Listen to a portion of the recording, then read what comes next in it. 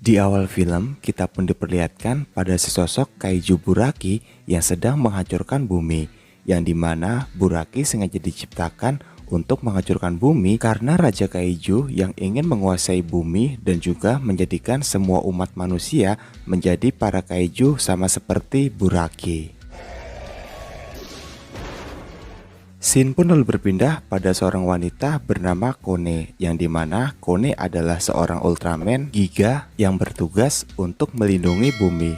Pada suatu ketika, saat Kone sedang berpatroli, ia pun lalu mendapatkan kabar dari atasannya di galaksi, yang dimana atasannya mengatakan jika saat ini ada sesosok kaiju yang sedang menghancurkan bumi, yang bernama Buraki. Kemudian sang atasan pun meminta Kone untuk menghentikan aksi Buraki.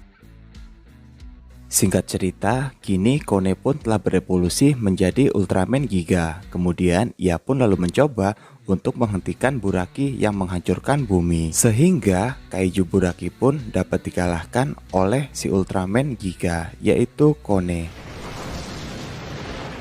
Kaiju Buraki pun kembali bangkit dengan kekuatan penuhnya dan mereka pun kembali bertarung. Namun pada pertarungan mereka kali ini, sang Ultraman Giga pun dapat dikalahkan oleh Buraki, sehingga keadaan pun menjadi berbalik. Sama seperti kaiju Buraki, Ultraman Giga pun kembali bangkit dengan kekuatan penuhnya dan bersiap untuk mengalahkan Buraki. Rupanya Buraki pun juga bersiap untuk mengeluarkan kekuatannya. Namun pada akhirnya Buraki pun dapat dikalahkan oleh sang Ultraman Giga.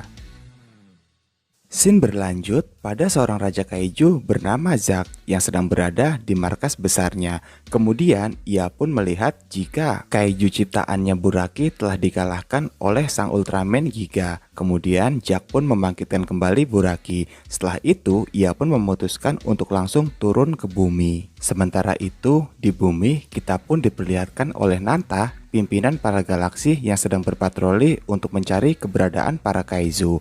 Kemudian Zack pun datang menemui Nata. Usai dapat mengalahkan Nata, Zack pun lalu berevolusi untuk menjadi Nata. Kemudian setelah sempurna merubah dirinya menjadi Nata, ia pun pergi ke galaksi dan seolah-olah menjadi Nata. Kemudian dari markas pusat, Zack pun lalu menghubungi semua anggota galaksi. Tak lupa ia pun menghubungi Kone dan meminta pada Kone untuk membiarkan para kaiju yang sedang berada di bumi. Dan dikarenakan itu adalah perintah dari pimpinannya langsung, maka Kone pun hanya bisa mematuhi semua perintah dari Zack. Dan setelah itu Zack pun merubah dirinya ke wujud aslinya. Kemudian Zack pun lalu kembali ke singgasananya. Sementara itu di sisi lain para kaiju pun rupanya telah diperintahkan oleh Zack untuk melanjutkan tugas mereka. Dan film pun selesai.